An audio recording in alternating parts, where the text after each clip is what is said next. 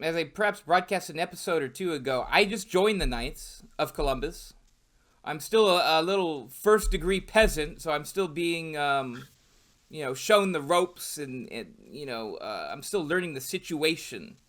Man, but I've recently discovered sort of an issue within the Knights that I think a lot of people are interested in, which is the Supreme Knights Council is changing the Regalia. They're updating it. They're modernizing it. So I'm gonna bring it up on the screen to illustrate the change, the before and after change. So we've got the old version on the left, and then we have the new version on the right. Now, Charles, you're fourth degree, right? You're a I'm big shot. sure. You're a big shot. I'm hardly a big shot. I am fourth degree. I am not, never have been a member of the color guard. Um, Probably it's because I couldn't commit to it, time-wise. But I would have been proud to wear the uniform then. Right. So what do you think of the switch here? I think it's horrible. I think it's a very bad idea. Um, and there are a number of reasons for saying it. Number one, I know for a fact that there was virtually no consultation with the councils. This was just sprung on everyone as as a fait accompli. They said they'd made extensive consultations. I don't believe that. I actually don't believe that, because if they did, Well, I this don't. wouldn't have happened. The question is who they consulted. Yeah. I mean, you can extensively consult people when you get what you want to hear. Yeah. I mean, look, if I want to push the work of a particular author who most people think is pretty bad, but I consult literary clubs devoted to him on every continent, I could probably get some extensive consultation that he was a great writer. Yeah. But the truth of the matter is, this was presented as a way to attract youth to the color guard. Well, I've got to say it's kind of on a par with saying we need guitar masses because it'll attract the youth. Yeah. When you when you hear this kind of thing, inevitably it's people thinking back to their own youth and what they would have liked. And surely that'll attract today's youth. No. I mean, and the worst of it is, it would be one thing if the uniform was better than the old uniform. But the whole beret and suit look, it looks like the Royal Canadian Legion. Yeah. And don't get me wrong, I like the Royal Canadian Legion. Okay? Yeah. I do. They're great. But the Knights of Columbus should not be easily confused with them, especially in the United States. Yeah. I mean, to me, the new uniform is so lackluster. It's just a suit with a beret. You know, Yeah, it's what the thing I always say is that the young people, even more so than old people, young people have a great appreciation of epic things yeah, that are epic, things that feel epic, which is why we like more. We like the Latin Mass because we yeah. like the incense, we like the smells and the bells, we like the feeling of epic. And the beret, or the new outfit is just a beret and a suit. So, it seems like they're embarrassed, or like someone said. Now, I have heard some criticisms from young people of the old one. I heard one young gentleman said it's the Captain Crunch hat. From the cereal. Yeah. You've got the hat, Captain Crunch. I thought that was kind of funny. So I guess there's some. It feels like to me like Supreme is embarrassed because it's old fashioned and perhaps it feels Well, antiquated, but again, Supreme, and I can't say this for sure. I don't know, but I can't imagine that the average age at Supreme would be younger than me. And if they're older than me, or my age, then they're prime boomers. And again, we come to the same problem that boomers have in every other aspect of life. I would say also another problem with the uniform change is that there are a lot of knights out there who are fearful of the current regime. And by the way, I am not saying that this is true. I have no reason to believe this myself, and I have absolutely no reason to say that it's a fear that's justified. Yeah.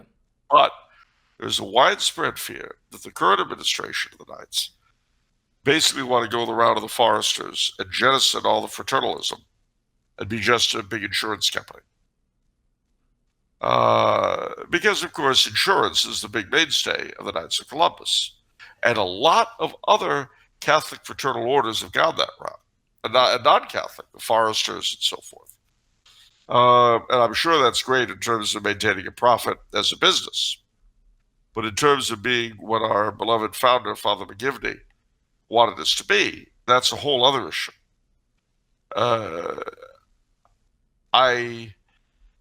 What isn't supposed to criticize the leadership, but I personally think the real reason why there are problems in terms of recruiting for the Knights of Columbus, so this is just me, I could easily be wrong, and I'm certainly open to correction, is not that the uniforms are outdated, quote unquote. It's not even that councils tend to be on the old side, because every organization these days tend to be heavy on old people, and if they know what they're doing, on very young people. But somehow my generation and the ones immediately after us are missing. I don't know where we go, but we're not there. Time and time again in all sorts of organizations, I go there and that's what I see. The old, the young, but people, by young, I mean your age and younger. Right. But not my kind of people. I don't know what we're doing, but we're not doing that. I suspect that part of the problem is, and it's an understandable one. All right, so I'm not really bagging on Supreme for not taking action in this area. I can understand why they might not. But right now, we are living through a tremendous crisis in the faith of the Catholic Church in the United States, a tremendous crisis in the life of the Catholic Church in the United States. And that crisis, of course, has to do with the pedo scandals, with the developing credibility gap for the Holy See, for all these things. And America's Catholics are looking for decisive, real leadership. We're not getting it from Rome. For the most part, we're not getting it from our bishops.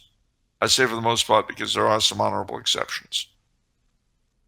This would be a tremendous time for Supreme to step up. But it's not likely to. And the reason it's not likely to is that you can't really expect Supreme to take more of a stance than the generality of the bishops. The Knights of Columbus have always been very much tied, and for very good reason, have been very much tied to the clerical leadership of the church. And certainly when we were founded, and for many decades thereafter, that made perfect sense, and it was of tremendous benefit to the order, to the hierarchy, and to the Catholic people at large. Whether it's still a benefit is something that probably we need to reconsider. But at any rate, if Supreme are really, really keen on overcoming our membership problems, then I suspect that providing a clear voice in these troubled times would be a great thing to do. The problem is, of course, that a clear voice could very well bring us into a collision course with some of the hierarchy. And that is not something the Knights ever want to do. It may be something that we end up forced into. If we had an episcopate like Germany's, well, see, then again, I mean, Cardinal Tobin has attacked the Catholic Catechism of the Catholic Church, and I don't think we're going to be hearing too much squawking from our side. Yeah, approval. It's quite a dilemma. Approval from the hierarchy, I think, is a little important. I know. See, my council is we serve 3 or 4 parishes. Yeah. I know one parish. Apparently, we're not allowed in one parish because we're too Catholic, and they're like, no. We're not going to let you in. And yeah, that parish has a certain reputation, liberal reputation. So, but couldn't the bishop also do that and say, knights, you aren't allowed, in these Yeah, parishes? Yeah. See, so that's a problem. That would be a you problem. sure could. I mean, the Knights of Columbus are. I mean, that's our Achilles heel in a sense, and it's not an Achilles heel that can be fixed because it's the very nature of our calling to work in concert with hierarchy. Um, Could the Pope do like an equivalent of like what Benedict with the Latin Mass? Could a Pope say, the knights do not need permission in order to work in tandem with a parish? sure, it could. I mean, the Pope could do whatever he liked.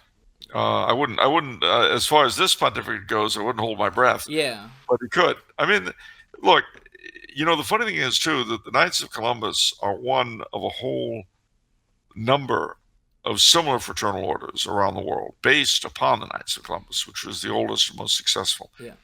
I'm also a member, as you know, of the Knights of Peter Claver, which is basically the Black Knights of Columbus, founded because in the good old days, quote unquote, unquote, it was very difficult, if not impossible, for Black Catholics to join the order in the South. And so, just as St. Mary's, New Haven, is the cradle church of the Knights of Columbus, Mary Immaculate in Mobile, Alabama, is the cradle church of the Knights of Peter Claver. Mm. But in Ireland, you have the Knights of Saint Columba. In England, you have the Knights of St. Columbanos. In Australia, you've got the Knights of the Southern Cross. And in South Africa, you have the Knights of Da Gama. There are a few others scattered around, the Knights of Marshall in Ghana and so on. Basically, it's mostly, not entirely, because the Knights of Columbus, oddly enough, were found in the United States, Canada, Mexico, Poland, the Dominican Republic, the Bahamas. And one of my curiosities, and it's not one that I'm going to get fulfilled likely anytime soon, is what fourth degree rituals are like in foreign countries, because it's patriotism is the degree. Yeah. And it's very much centered on that. And I'm just curious as to how the other national branches of the order deal with that. But at any rate, no, I mean, listen, I love the Knights of Columbus. I love what the order has always stood for. Its defects are defects that are not, shall we say, confined to it.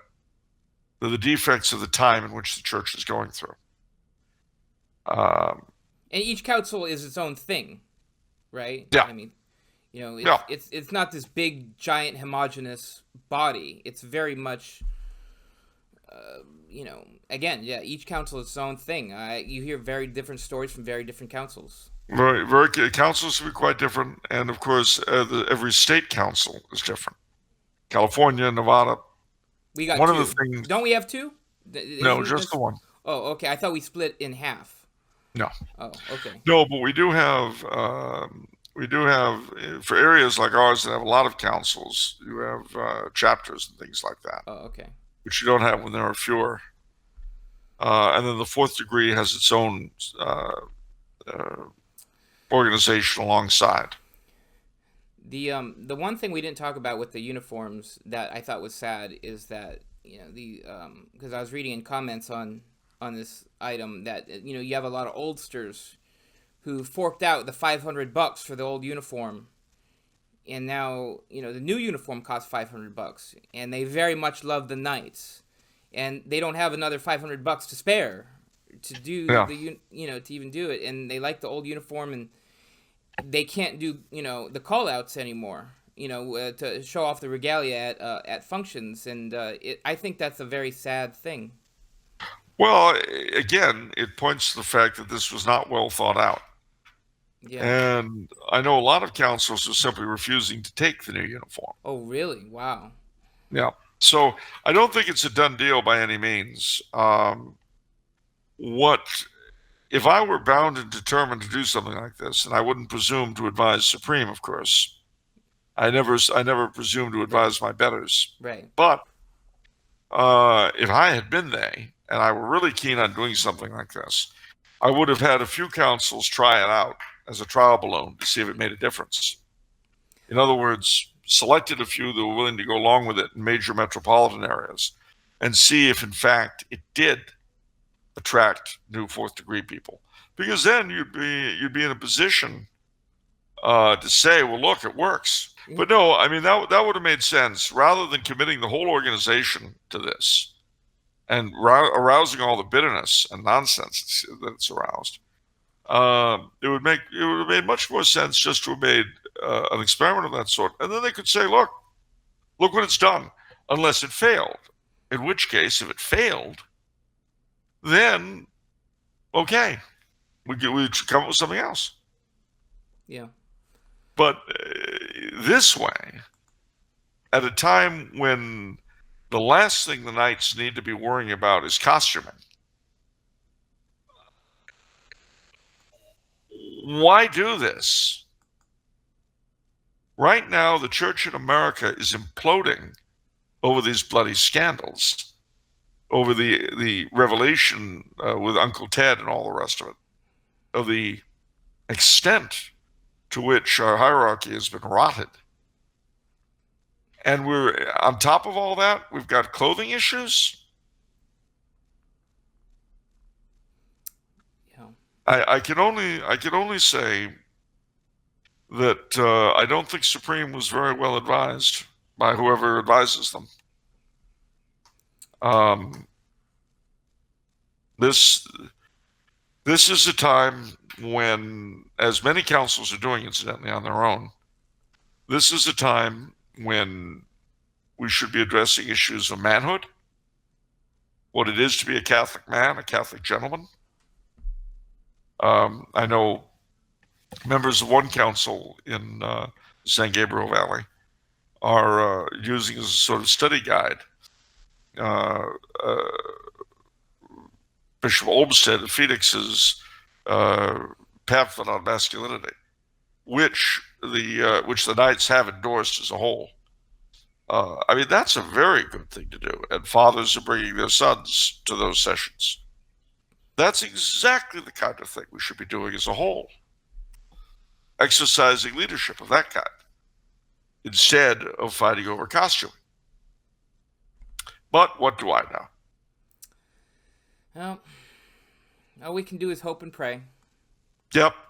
I leave these decisions to my betters. All my life, they've always done so well.